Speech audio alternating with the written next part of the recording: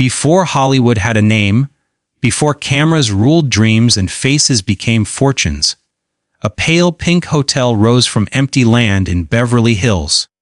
The Beverly Hills Hotel, later known as the Pink Palace, was not built for movies, it was built for hope. But as Hollywood grew, that hope slowly curdled into ambition, secrecy, and silence. This hotel did not just host stars, it absorbed their stories, their fears, and sometimes their final moments. By the 1920s and 30s, the Pink Palace had become the unofficial headquarters of Hollywood's elite. Studio bosses, actors, and producers lived there for months at a time. But behind the palm trees and soft lighting, lives were carefully controlled. Contracts owned people. Image was everything. Inside the bungalows, actresses were groomed, molded, and often broken. Affairs between married stars were arranged quietly. Pregnancies were hidden. Careers were traded like currency over late-night drinks. Some guests never truly left. There are long-standing rumors of suicides, quietly covered up to protect reputations. One tragic story tells of a young actress who jumped from an upper floor after being told her contract would not be renewed. Official records were vague. Newspapers stayed silent. The hotel moved on as if nothing had happened, repainting walls while grief stayed buried. During the Golden Age, organized crime quietly brushed shoulders with cinema royalty inside the hotel's rooms. Gambling debts, blackmail photos, and illegal deals passed through its halls. Studio executives allegedly used the hotel as neutral ground to settle disputes, sometimes with threats rather than contracts. The Pink Palace became a place where smiles hid fear and handshakes sealed dark promises. Addiction also left its mark. Stars escaping relentless schedules drowned themselves in alcohol and pills within those pink walls. Some were carried out discreetly through service exits so fans would never see the truth. The hotel staff learned not to ask questions. Silence was part of the service. Even decades later, the energy of those years lingers. Employees have reported strange sounds in empty bungalows, lights turning on by themselves, and an unshakable feeling of being watched. Whether ghosts or guilt, something remains. The Pink Palace still stands as a monument to Hollywood's glamour, but also to the cost of fame. What makes the story truly dark is not the rumors of hauntings or crime, but the realism behind it all. Every luxury room once held a human being under unbearable pressure. Every polished hallway has heard cries no one answered. The Pink Palace survived by protecting Hollywood's image, even when that meant hiding its deepest wounds. Long before the word Hollywood meant fame, fortune, or fantasy, the land where the Pink Palace would rise was nothing more than dust, bean fields, and ambition. In 1912, when construction began, there were no red carpets nearby. No movie studios casting shadows across the hills. Los Angeles itself was still searching for an identity. The hotel was not built for stars because stars, at that moment, barely existed. It was built as a gamble, an act of belief that something extraordinary would one day grow out of this quiet place. When the Beverly Hills Hotel opened its doors, guests arrived by dirt roads, their luggage coated with dust from the journey. The surrounding area was undeveloped, almost rural, and at night the darkness stretched wide and uninterrupted. The hotel stood alone, pale and elegant against the emptiness, offering luxury where there was no obvious reason for it to exist.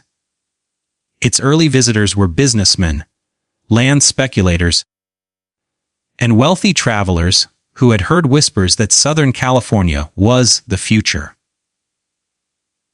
None of them could have imagined that within a decade, the world would be watching this land through a camera lens. As motion picture studios slowly migrated west to escape strict laws, unpredictable weather, and high costs, Hollywood began to form just miles away. The hotel watched it happen in real time. Actors with unfamiliar faces checked in, unsure if they would ever be known.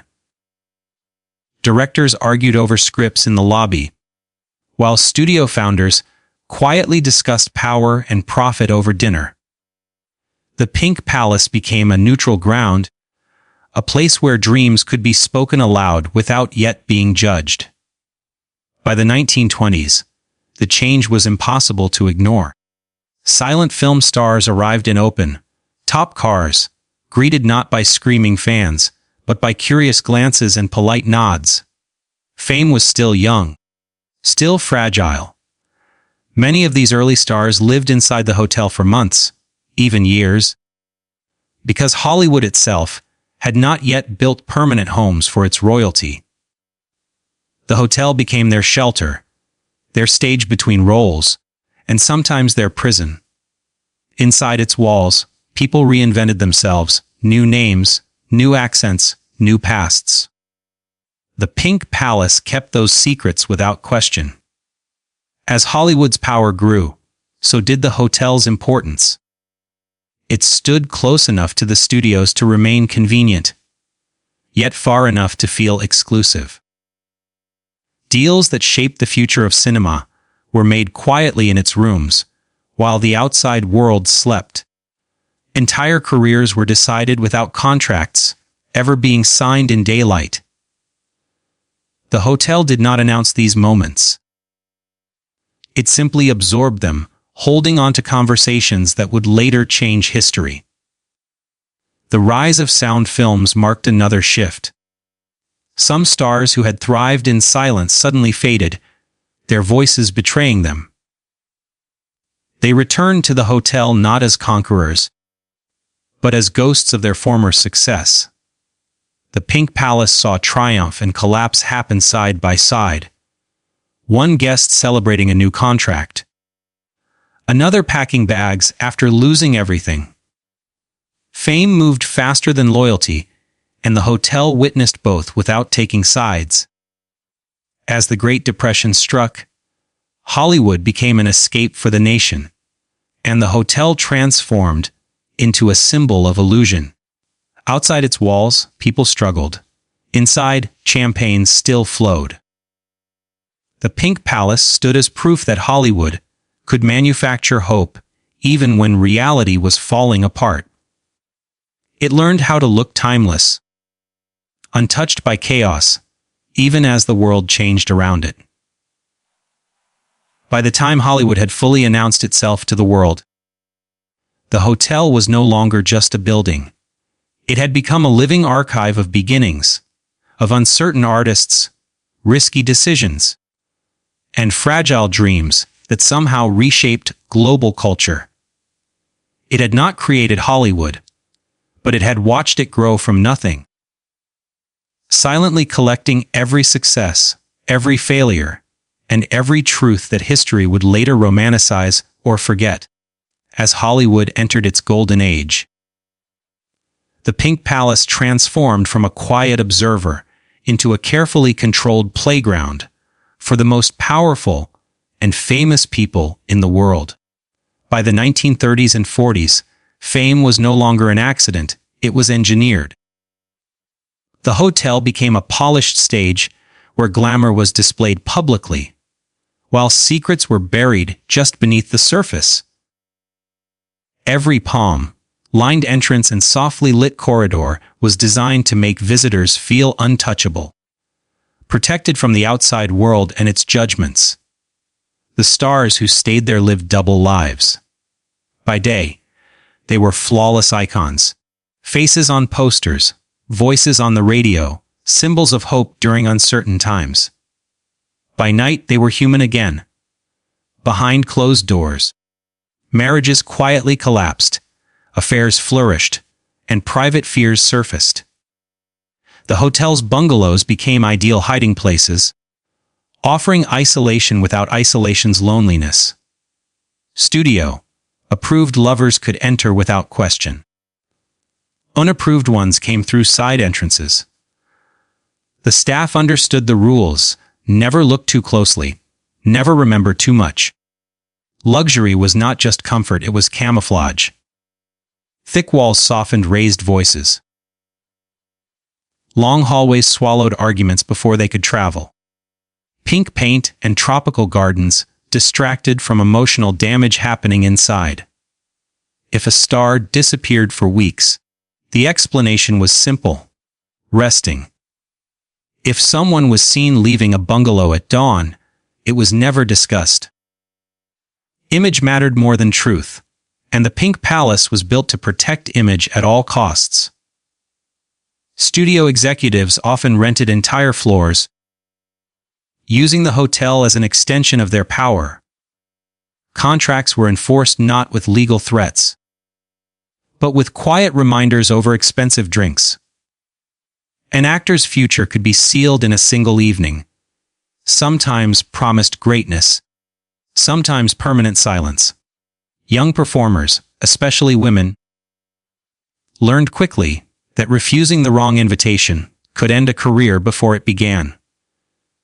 The hotel did not create these systems, but it provided the perfect environment for them to operate unseen. Even celebrations carried darkness. Lavish parties filled the hotel with music, laughter, and champagne, but behind the smiles were rivalries and desperation. Careers depended on staying visible, desirable, and obedient. Aging stars watched younger versions of themselves arrive, knowing their time was ending.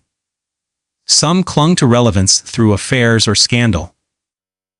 Others numbed the fear with alcohol and pills, retreating deeper into their rooms as applause faded. During wartime, the hotel remained a glamorous escape, a place where reality paused. Soldiers danced with actresses. Deals were made while the world burned elsewhere. The Pink Palace perfected the illusion that nothing could touch Hollywood. But inside, the pressure only intensified. Fame demanded perfection, and perfection demanded sacrifice. Many paid with their health, their privacy, or their sanity. The true secret of the Pink Palace was not any single scandal, but how effortlessly it absorbed them all. It was a playground where adults played dangerous games, protected by wealth and influence. Luxury did not erase guilt or fear, it only softened their edges. And while the public saw elegance and ease, the hotel quietly held the truth that behind Hollywood's brightest era, beauty and control walked hand in hand, and the cost was far higher than anyone was allowed to admit. As Hollywood's influence tightened its grip on culture, the private bungalows of the Pink Palace became far more important than the public rooms. Tucked away from the main building, hidden by palm trees and curved pathways, these bungalows offered something priceless in the golden age of cinematic privacy without absence. A star could vanish from public view without ever leaving Hollywood's center of power. What happened inside those walls rarely reached daylight, and when it did, it was usually too late or too dangerous to challenge. Affairs were the hotel's most common currency. Married actors carried on long-term relationships steps away from photographers and gossip columnists. Studio, arranged romances were tested there, sometimes staged, sometimes genuine, often temporary. Powerful producers used the bungalows to blur the line between personal desire and professional obligation. Invitations were rarely direct, but everyone understood what they meant. Saying yes could mean a career. Saying no could mean years of silence. These encounters were not always passionate or mutual. Many young actors arrived believing talent would protect them, only to discover how easily talent could be ignored. Studio heads met them in softly lit rooms, speaking calmly about opportunity while holding absolute control. Contracts were rewritten, roles reassigned, futures reshaped in conversations that never appeared on paper. The bungalow doors closed, and with them closed the illusion of choice. Scandals brewed constantly, but exposure was carefully managed. If a star overdosed, collapsed, or panicked under pressure, the hotel handled it quietly. Doctors arrived discreetly. Guests were moved. Records were vague. The bungalow returned to service within days, sometimes hours. Careers were protected, not people.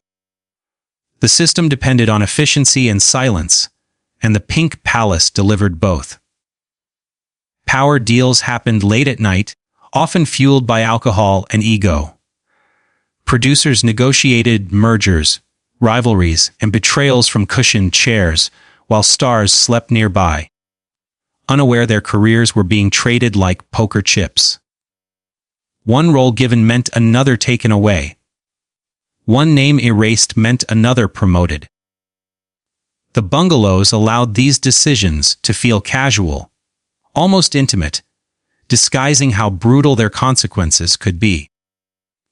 Crime brushed against glamour more than the public ever knew. Gambling debts followed certain stars into the hotel. Mob-connected figures occasionally appeared as businessmen or friends of the studio. The bungalows were neutral ground, safe spaces where favors could be exchanged without questions. Money moved quietly. Threats were implied, never spoken aloud. Hollywood's polished surface was protected by forces far less elegant. The emotional toll was immense. Some guests stayed longer than planned, unable to leave the safety of controlled secrecy. The outside world demanded perfection. Inside the bungalows, breakdowns were allowed, as long as they stayed hidden. Nervous pacing, shattered mirrors, sobbing behind locked doors. These moments were invisible to the public, but deeply familiar to the hotel staff. They learned to knock softly, to look away, to forget. What made the bungalows truly dangerous was not scandal itself, but how normal it became. Betrayal blended into routine. Exploitation hid behind charm. Power disguised itself as generosity. The Pink Palace did not judge. It simply provided the space where Hollywood's most intimate and damaging decisions could be made without witnesses, ensuring that the stories remembered by history were never the whole truth. As Hollywood's glamour deepened, so did the shadows surrounding the Pink Palace. Death was never meant to be part of the fantasy, yet it found its way in quietly, slipping through service corridors and sealed elevators. Officially, very little happened there. Unofficially, the hotel became linked to a series of mysterious deaths and rumored suicides that were spoken about only in whispers, if at all. In an industry built on illusion, even death was carefully managed. In the early decades, Hollywood had a rule that was never written down, but always enforced: each scandal must not survive the sunrise. When tragedy struck inside the hotel, it was handled before the public could notice. Police reports were vague. Causes of death were softened. Newspapers received quiet calls reminding them which stories were better left untold. The Pink Palace, with its influence and connections, was uniquely positioned to make problems disappear. Young actors were the most vulnerable. Many arrived full of hope, only to face rejection, manipulation, and crushing pressure. When contracts were suddenly terminated or promises broken, despair followed. There were stories of guests who locked themselves in rooms for days, refusing calls, refusing food. Sometimes staff were instructed not to disturb them. When doors were finally opened, the outcomes were not always survivable. These incidents were rarely labeled as suicides. Instead, they became medical emergencies or sudden illnesses. Rumors spread among employees, maids, bellhops, night clerks, people who saw what others did not.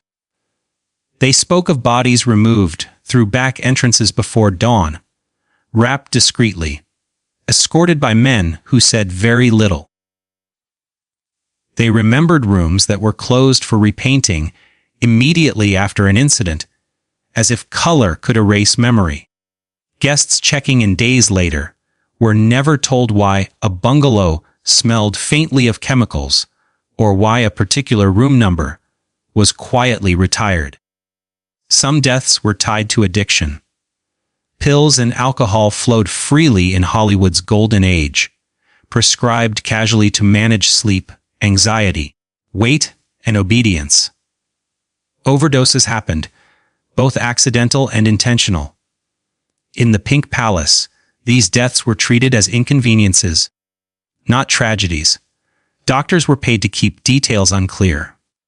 Studio representatives arrived quickly, more concerned with contracts and image than with grief. There were also stories that never reached official records at all.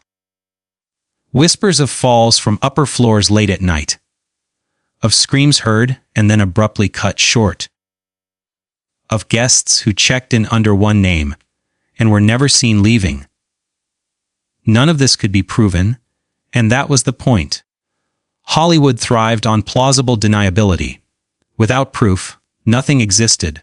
What made these deaths especially haunting was how little they disrupted daily life. Breakfast was still served. Parties still took place. New stars still arrived, unaware they were sleeping only feet away from where someone had lost everything. The hotel absorbed loss the same way it absorbed success, silently, efficiently, without reflection. Over time, the accumulation of these events created a reputation the hotel never officially acknowledged. People spoke of a heaviness in certain corridors, of rooms that felt colder, quieter, resistant to comfort. Whether these sensations were ghosts or guilt hardly mattered. The truth was that too many lives had ended there, under circumstances that demanded forgetting. The Pink Palace did not become associated with mysterious deaths because it was cursed. It became associated with them because it existed at the center of an industry that rewarded silence and punished vulnerability.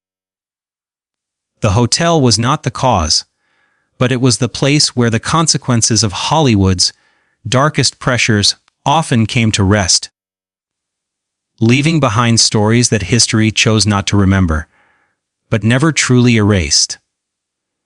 As Hollywood's money grew faster than its morals, forces far beyond cameras and scripts began to move quietly through the Pink Palace.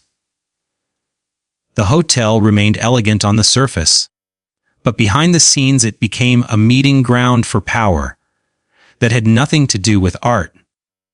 Organized crime, blackmail networks, and ruthless studio control operated in the background, rarely visible, yet constantly present. The hotel did not advertise this role.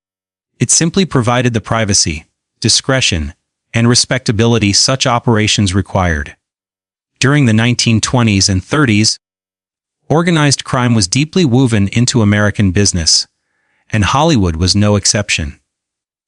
Gambling, bootlegging, and money laundering found easy access to the film industry's rapidly expanding wealth. Certain investors who stayed at the Pink Palace were not interested in movies at all. They were interested in influence. They met producers late at night, discussing financing arrangements that sounded legitimate but carried unspoken consequences. Loans were offered quickly, generously, and with expectations that could never be refused later. Studio executives understood these arrangements well. The Golden Age studios operated like kingdoms, and control mattered more than creativity. Actors were bound by contracts that dictated their appearance, behavior, relationships, and even silence. When someone stepped out of line, an affair, an addiction, a political opinion, blackmail became a tool of enforcement. Private detectives followed stars. Photographs were taken discreetly. Conversations were overheard. The Pink Palace, with its enclosed bungalows and constant flow of influential guests, made this surveillance effortless. Blackmail did not always come from criminals. Often, it came from the studios themselves. Executives held damaging information as leverage, ensuring obedience without open threats. A whispered reminder in a hotel room could end resistance immediately. "Think about your career" was enough. Actors learned that privacy was an illusion, and the hotel was one of the places where that illusion quietly collapsed. The hotel's bungalows were especially valuable to this system. They allowed sensitive meetings to occur without attracting attention. A producer could meet a fixer. A studio lawyer could negotiate with someone who did not want their name on paper. A star could be warned, pressured, or silenced without witnesses. Nothing needed to be written down. The walls, the palm trees, and the staff all played their roles. Mob-connected figures often presented themselves as friends of the industry. Charming, well-dressed, generous. They attended parties, tipped well, and spoke softly. Their presence was rarely questioned, because questioning them carried risk. Some controlled labor unions connected to film production. Others handled problems the studios wanted resolved quietly: disappearances, intimidation, financial disputes. The Pink Palace offered a neutral, respectable setting, where these arrangements could be made without drawing attention. Fear became part of the atmosphere, though it was carefully hidden beneath luxury. Stars knew certain rooms were not places to argue. Certain invitations could not be declined. Careers ended suddenly, and without explanation, and everyone understood why without anyone saying it aloud. The hotel did not need violence to enforce control. Reputation and ruin were more effective weapons. What made this system so powerful was how normal it became. Glamour softened corruption. Success distracted from exploitation. Guests sipped cocktails while futures were destroyed just a few doors away. The Pink Palace remained spotless, polite, and welcoming, even as it quietly hosted some of Hollywood's most ruthless negotiations. The public never saw this version of Hollywood. They saw premieres, romance, and escape. But behind that illusion, in hotel rooms where curtains stayed closed and voices stayed low, power ruled absolutely. Organized crime, blackmail, and studio control did not dominate Hollywood from the front. They lived in the background. And the Pink Palace was one of the places where they felt most at home. As Hollywood's fame machine reached full force, the pressure it placed on the people inside it became unbearable. Success no longer meant freedom. It meant constant visibility, constant judgment, and constant fear of being replaced. Inside the Pink Palace, this pressure showed itself in quiet, destructive ways. The hotel became a refuge for stars trying to survive fame, but also a place where many began to collapse under its weight. Fame during the Golden Age was absolute. Studios controlled not only careers, but identities. Actors were told how to speak, how to dress, who to love, and what to hide. Every smile had to look effortless.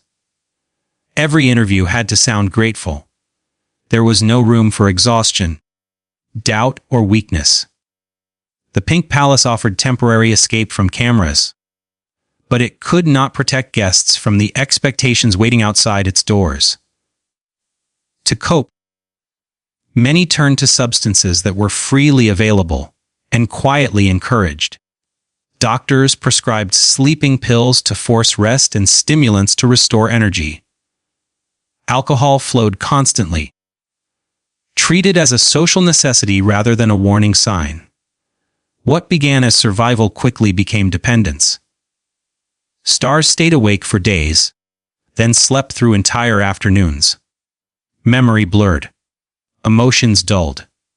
The hotel rooms filled with half-empty glasses, pill bottles, and silence.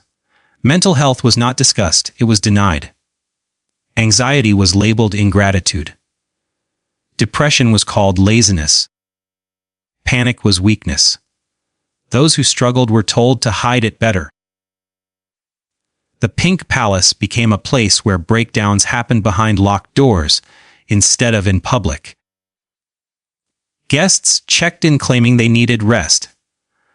But what they really needed was relief from the impossible role they were forced to play. Isolation made everything worse. Surrounded by luxury, many stars felt completely alone. Trust was dangerous. Friends could be reporters. Lovers could be leverage. Even hotel staff, though discreet, were reminders that privacy was never complete. Some guests stayed inside their rooms for days, curtains drawn, phones unanswered, terrified of facing a world that only valued them when they appeared perfect. As careers began to fade, the pressure intensified. Aging stars watched studios shift their attention to younger faces. The hotel filled with people trying to hold on to relevance, agreeing to roles they hated, relationships they didn't want, and behaviors that damaged them further.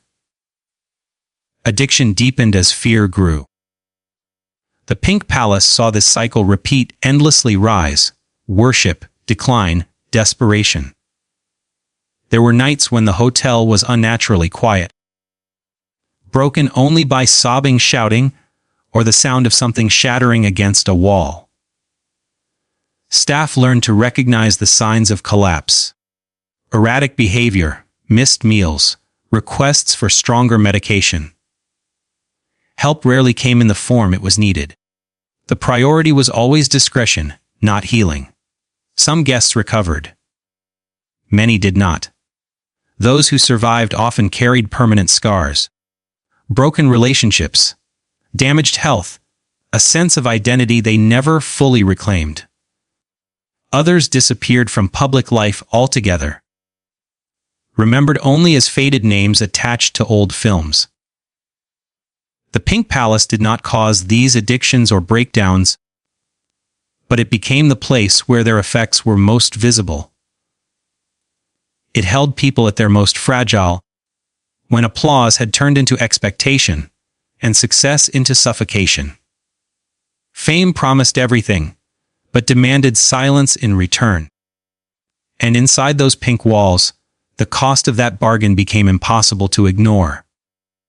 From the outside, the Pink Palace mastered the art of perfection. Its pink walls never seemed to fade, its gardens always bloomed, and its reputation remained untouched, no matter what unfolded inside. This was not an accident. Preserving glamour was not just a priority, it was a discipline. The hotel learned early that in Hollywood, survival depended on appearance, and truth was dangerous when left exposed. Every uncomfortable moment was handled with speed and precision. If a guest broke down emotionally, staff were trained to respond calmly, never with alarm. If someone drank too much, caused a scene, or collapsed under pressure, it was framed as exhaustion, not desperation.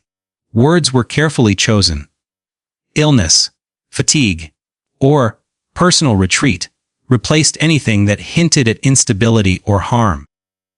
Language itself became a tool for concealment. The hotel's physical design played a role in this illusion. Private entrances, hidden corridors, and secluded bungalows ensured that problems stayed invisible. Guests could arrive or leave without being seen. Doctors, lawyers, and studio representatives moved quietly through service entrances, never crossing paths with journalists or curious eyes. By morning, the hotel looked unchanged, as if nothing had happened overnight. Staff were the guardians of this silence. Many spent decades working there, understanding without being told what could and could not be spoken. They saw addiction, violence, heartbreak, and fear, but their professionalism demanded forgetting. Loyalty was rewarded. Discretion was expected. Those who talked did not stay long.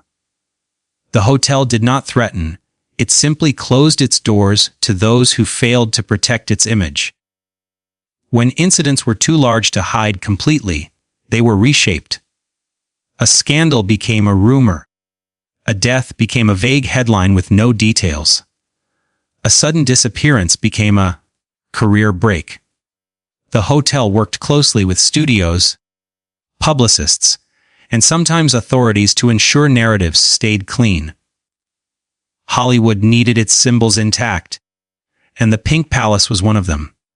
Even time itself was used to bury truth. Rooms were repainted. Furniture replaced. Numbers quietly changed.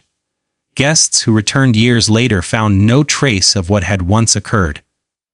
Memory faded, and without physical evidence, stories became easier to dismiss as exaggeration or myth. The hotel relied on the public's willingness to believe in beauty over discomfort. What made this preservation of glamour so effective was that it never appeared forced. Guests felt cared for, protected, even grateful. The hotel offered safety from exposure, and many accepted the unspoken rule that silence was the price. In exchange, they were allowed to remain icons, untouched by scandal, at least on the surface. The Pink Palace became a symbol of timeless elegance because it absorbed damage without showing cracks. It did not deny darkness. It hid it so well that the world preferred not to look deeper. Glamour was maintained not by ignoring uncomfortable truths, but by carefully burying them beneath layers of courtesy, luxury, and routine. And so the hotel endured. While Hollywood changed, scandals came and went, and generations of stars rose and fell, the Pink Palace remained serene and beautiful. Not because nothing bad ever happened there, but because it perfected the art of making sure the world never had to see it. And so the Pink Palace still stands, glowing softly beneath the California sun, its palm trees swaying, as if nothing within those walls was ever disturbed. To the world, it remains a symbol of Hollywood elegance, a place of legends and luxury. But history lives differently inside it.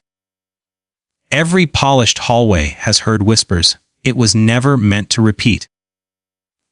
Every room has held someone who learned that fame can be as cruel as it is beautiful. The true darkness of the Pink Palace is not found in ghosts or rumors, but in the reality it helped protect. It witnessed the rise of dreams and the quiet destruction that followed. It preserved the illusion of perfection while absorbing the cost in silence. And that is why its story matters, because Hollywood was not built only on talent and glamour, but on secrets, pressure, and people who paid for success with pieces of themselves. The Pink Palace does not tell its story out loud. It never needed to.